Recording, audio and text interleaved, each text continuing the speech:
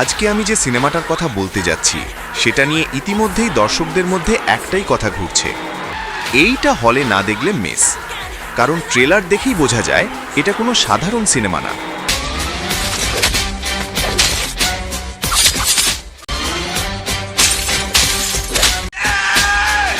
এটা সেই ধরনের সিনেমা যেটা শুরু থেকেই আপনাকে বলে দেয়, আমি এসেছি বড় পর্দা দখল করতে।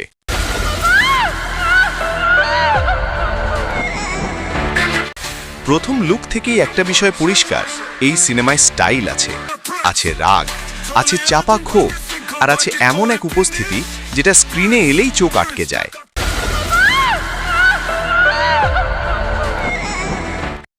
একদিকে নীরবতা, আরেকদিকে ভয়ঙ্কর আগ্রাসন। এই দুইয়ের মাঝখানেই দাঁড়িয়ে আছে সিনেমাটার সবচেয়ে বড় শক্তি, এর কেন্দ্রীয় চরিত্র। আমি ব্যক্তিগতভাবে যেটা সবচেয়ে লক্ষ্য করেছি সেটা হলো এই সিনেমার টোন। আজকাল অনেক সিনেমাই অ্যাকশন দেখায়, কিন্তু খুব কম সিনেমায় অ্যাকশনের সঙ্গে ভয় তৈরি করতে পারে। এই সিনেমাটা ঠিক সেটাই করেছে।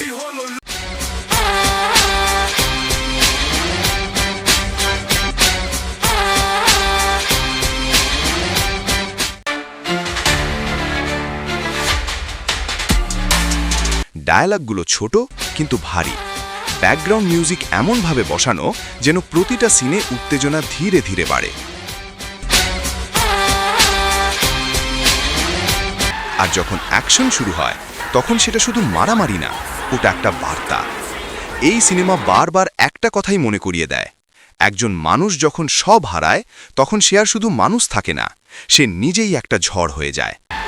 এখন আসি সবচেয়ে গুরুত্বপূর্ণ জায়গায়। এই সিনেমাটা কেন আলাদা?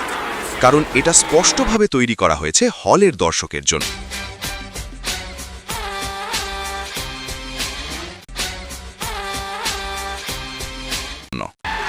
প্রিন্স সিনেমা মানেই আজকাল দর্শকের কাছে একটা আলাদা প্রত্যাশা।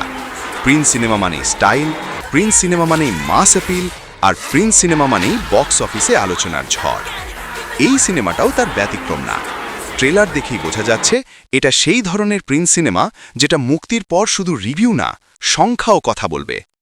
আপনি যদি এন্টারটেনমেন্ট সিনেমা ভালোবাসেন, আপনি যদি হলের ভেতর হাততালি আর শীষ শুনতে চান, তাহলে এই সিনেমাটা আপনার লিস্টে থাকতেই হবে।